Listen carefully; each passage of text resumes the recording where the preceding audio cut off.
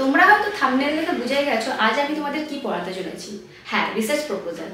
অনেকে তোমরা যারা আমার মতো সেলফ স্টাডি করে নেট জিআরএফ পেয়েছো তারা হয়তো রিসার্চ প্রপোজাল কীভাবে লিখতে হয় না লিখতে হয় এই ব্যাপারে কোনো গাইডেন্স পাওনি, হয়তো কোনো প্রফেসরের গাইডেন্স নেই, কোনো সিনিয়র দাদা দিদির গাইডেন্স নেই।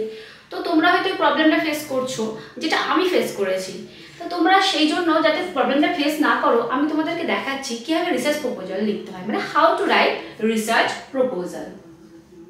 রিসার্চ প্রপোজাল তাহলে কীভাবে রিসার্চ প্রপোজাল লিখতে হয় সেই সম্পর্কে তোমাদের একটা ওভারভিউ আমি দেব।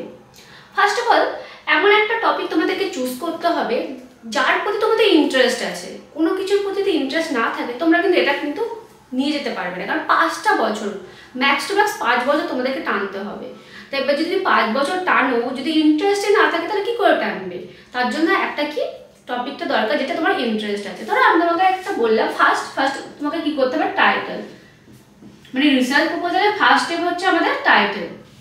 টাইটেলটা দেবো, ধরো আমি গান্ধীজিকে নিয়ে দিচ্ছি কি সম্পর্কে, গান্ধীজির কুইট ইন্ডিয়া মুভমেন্ট সম্পর্কে, গান্ধীজির কুইট ইন্ডিয়া মুভমেন্ট। ঠিক আছে, তাহলে গান্ধীজির কুইট ইন্ডিয়া মুভমেন্ট সম্পর্কে যখন আমি লিখছি তাহলে সেটা আমার রিসার্চ প্রপোজাল। তার জন্য একটা টাইটেল দিতে হবে, কারণ ভালো রিসার্চ প্রপোজাল যদি তুমি না লেখো জিআরএফ পেয়েও কোনো লাভ হবে না, কারণ এই রিসার্চ প্রপোজাল থেকেই তোমাকে কিন্তু ইন্টারভিউতে কোশ্চেন করবে।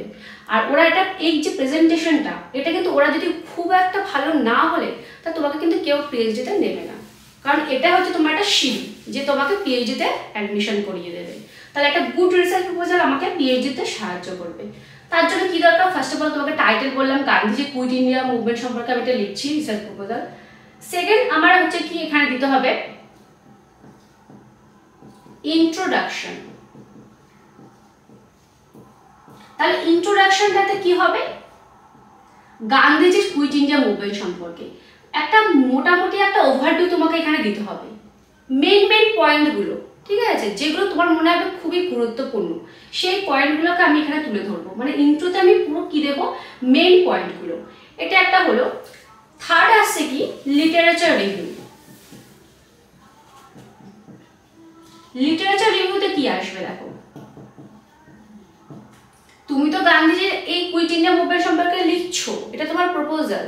তাহলে কি কি লিটারেচার তুমি রিভিউ করেছো, তোমাকে কিন্তু অনেক লিটারেচার রিভিউ করতে হবে। সেটাও কিন্তু পিএইচডিতে যারা তোমাকে ইন্টারভিউটা নেবে তারা কিন্তু দেখবে যে তুমি কিরকম লিটারেচার রিভিউ করেছো, কতগুলো লিটারেচার রিভিউ করেছো। কারণ যত তুমি লিটারেচার রিভিউ করবে তত তুমি এই বিষয়টা সম্পর্কে জানতে পারবে।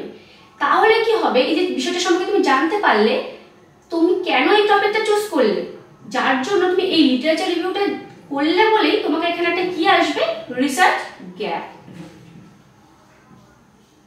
এতগুলো লিটারেচার রিভিউ তুমি করলে সেখান থেকে তুমি দেখলে কোনো একটা জায়গা তোমার অস্পষ্ট, তোমার কাছে ধারণা নেই, ঠিক আছে, বা অনেকের কাছে ধারণা নেই, তুমি সেই বিষয়টা থেকে স্টার্ট করতে চাইছো, সেটাই তোমার রিসার্চ গ্যাপ। যে এতগুলো স্কলার এতজন জিনিসটা লিখেছে বা পড়েছে বিষয়টা সম্পর্কে, সেখানে এই গ্যাপটা ছিল, সেই জন্য এটা স্টার্ট করেছি। এটাও তোমার একটা কোয়েশ্চেন হতে পারে। নেক্সট আসছে অবজেক্টিভ। আমি যেটা চুজ করলাম, কেন চুজ করলাম, কি কি অবজেক্টিভ আমার আছে, কেন এই টপিকটা আমি চুজ করতে গেলাম, এর উদ্দেশ্যটা কি হতে পারে সেই সম্পর্কে আমি এখানে লিখব। 6 পয়েন্ট আসছে রিসার্চ মেথোডোলজি। মেথোডোলজি, রিসার্চ মেথোডোলজিতে কি আসছে, এটা একটা গুরুত্বপূর্ণ জায়গা। এখানে কি হবে, এখানে দুটো মেইন পয়েন্ট থাকবে, যেটা হচ্ছে ভ্যালিডিটি প্লাস রিলায়েবিলিটি।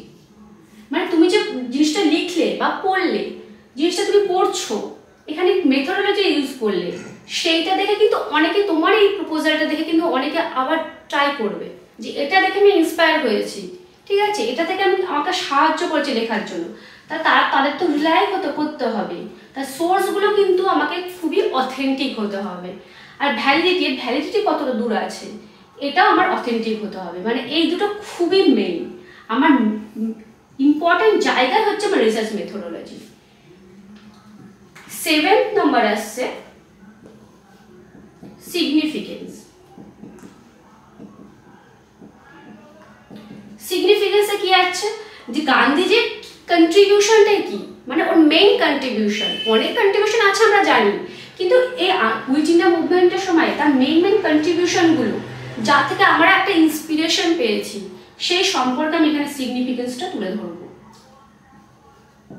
লাস্ট আসবে কি রেফারেন্স।